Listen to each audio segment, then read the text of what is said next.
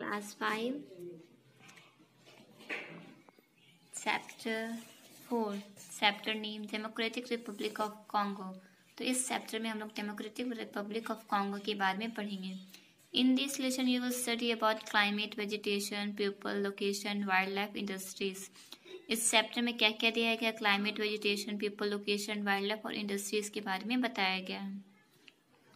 और यहाँ पे वर्ल्ड इक्वेटोरियल फॉरेस्ट रीजन्स का मैप दिया गया है, यहाँ पर दिखाया गया है। Now we start the chapter. You can see the equatorial forest region in the map shown above. तो इस मैप में हम लोग इक्वेटोरियल फॉरेस्ट रीजन को हम लोग देख सकते हैं। The map above show the distribution of equatorial forest in the world. ये जो मैप है ये डिस्ट्रीब्यूशन ऑफ इक्वेटोरियल फॉरेस्ट का दिखा रहा है जो पूरे वर्ल्ड में है। The equator passes through the northern part of south America. तो ये जो इक्वेटोरियल फॉरेस्ट है वो northern part of south America, ये साउथ अमेरिका का नॉर्थर्न पार्ट से वो करके सेंट्रल पार्ट ऑफ अफ्रीका का सेंट्रल पार्ट में जाता है। And the island of south east Asia, और ये आइलैंड का साउथ ईस्ट एशिया का आइलैंड में हो करके जाता है। The area which lies north and south of the equator is in the tropical region. तो ये एरिया जो नॉर्थ और साउथ इक्वेटर पे लाई करता है, ट्रॉपिकल रीजन पे। This region is the warmest and the wettest of all regions of the world. और ये जो रीजन है वो सबसे वार्मेस्ट मतलब गर्म और वेटेस्ट रीजन है वर्ल्ड का। Most of this area is covered with thick evergreen forest. और ये जो एरिया रहता है वो ज़्यादातर थिक एवरग्रीन फॉरेस्ट से ढका रहता है। एवरग्रीन फॉरेस्ट वो होता है जो साल भर हरा भरा रहता है।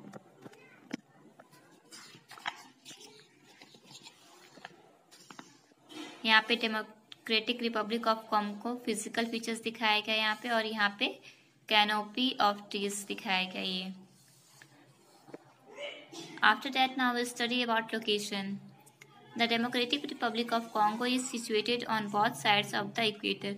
ये जो डेमोक्रेटिक रिपब्लिक ऑफ कॉन्गो है ये बोथ साइड पे सिचुएटेड है इक्वेटर के, in central Africa. It is the third largest country in Africa.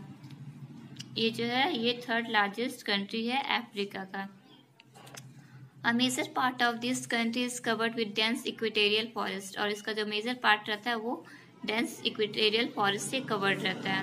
We will study in the lesson how the climate and other factors influence the life of people in the land of dense forest।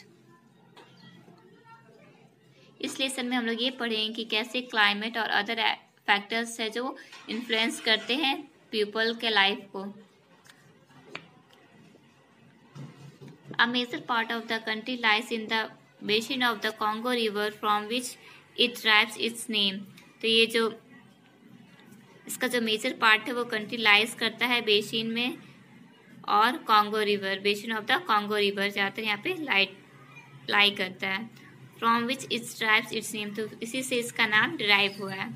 Congo, one of the largest reverse in the world, is joined by a number of tributaries from north and south of the equator.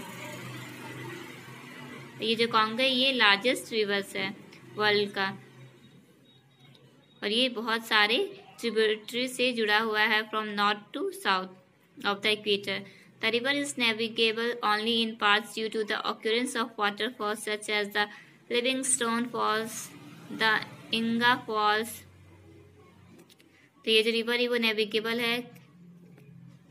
Parts है due to occurrence of waterfalls. यहाँ पे बहुत सारे waterfalls है जैसे Livingstone falls, Inga falls and the Stanley false.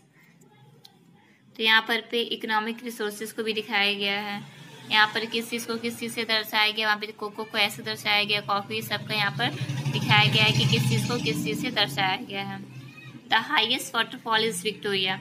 जो highest waterfall है वो विक्टोरिया है। Congo river jams into the Atlantic ocean at Matadi.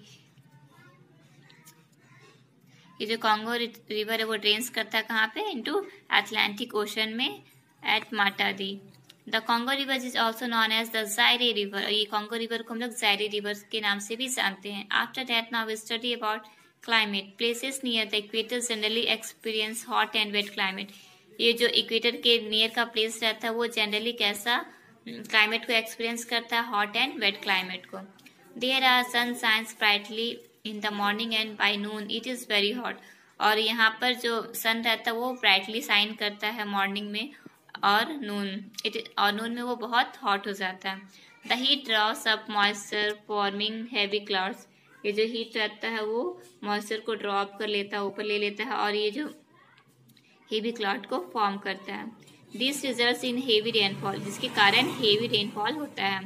The climate can be actually described as ever hot and ever wet. और तो इस climate को हम लोग एप्टली कैसे डिस्क्राइब कर सकते हैं, ever hot and ever wet. After that now we study about vegetation. The hot and humid climate helps the plants to grow rapidly. तो यहाँ का वेजिटेशन कैसा रहता है वहाँ इस बारे में हम लोग पढ़ेंगे। तो यहाँ पे हॉट और ह्यूमिड क्लाइमेट रहता है जो प्लांट को रैपिडली ग्रो करने में हेल्प करता है। The land is covered with the thick forest. और जो लैंड रहता है वो थिक फॉरेस्ट से कवर्ड रहता है। The trees grow densely and compete with each other for sunlight. ये जो ट्रीज रहता है वो डेंसली ग्रो करता है और एक दूसरे से कम्पीट करता है सनलाइट के।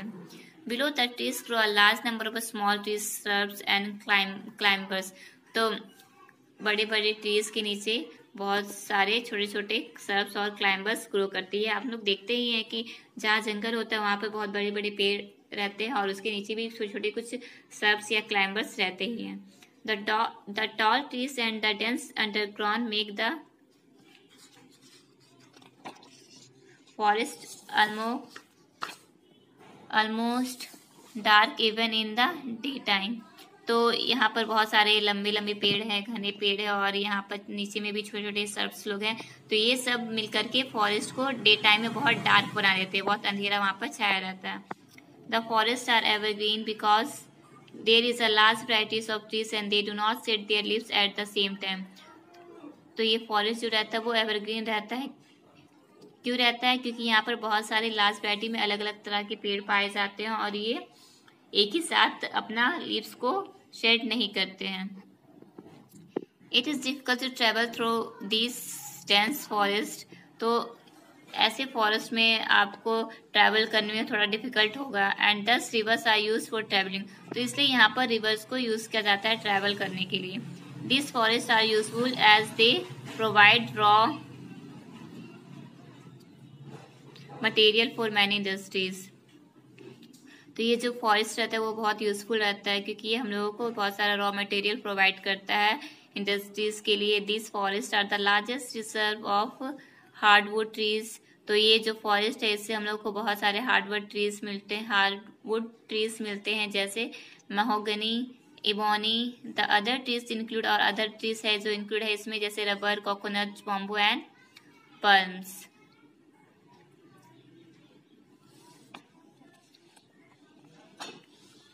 अब उसके बाद क्या है यहाँ पे, the forest are the home to a large variety of animals, birds, reptiles and insect. ये जो फॉरेस्ट है ये बहुत सारे एनिमल्स का घर है, जैसे बर्ड्स हो गया, रेप्टाइल्स हो गया, इंसेक्ट्स हो गया, ये सब का ये घर। The most colourful creatures are the birds with long bright feathers and tails. तो यहाँ पर बहुत अलग अलग कलरफुल बर्ड्स रहते हैं जैसे जिनका बहुत ब्राइट फीदर्स रहता है, अलग अलग कलर का फीदर्स रहता है, उनका टेस्ट भी थोड़ा अलग डिफरेंट टाइप्स का रहता है। The animals include elephants, gorillas, hippopotamus, white dinosaurs, monkeys, apps, tigers and wild buffaloes. तो यहाँ पर बहुत सारे एनिमल्स इंक्लूड रहते हैं जैसे एलिफेंट्स हो गया, gorillas, hippopotamus, white dinosaurs, monkeys, apps, tiger and wild buffaloes. The reptiles include snakes, pythons and crocodiles. तो reptiles में कौन कौन से animals include snakes, pythons और crocodiles. Hence the Democratic Republic of Congo is often called a gigantic zoo. तो इसको हम लोग gigantic zoo भी कहते हैं क्योंकि यहाँ पर बहुत सारे अलग अलग तरह के पेड़ और एनिमल्स पाए जाते हैं।